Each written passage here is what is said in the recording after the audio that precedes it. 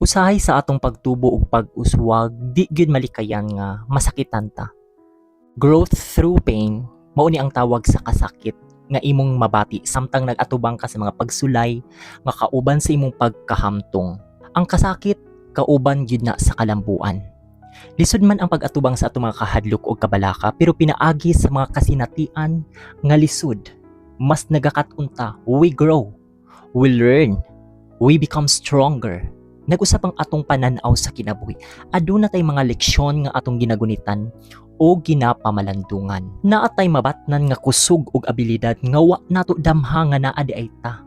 Sometimes pain unlocks our hidden strength. Oo, sakit ang kalambuan, pero ang kasakit nga imong nabati karon, mahimong maudi ay ang hinungdan sa imong kalig-on, pagtindog ug sa mga oportunidad nga moabot pa sa imong kinabuhi. Embrace the pain because through it you will rise.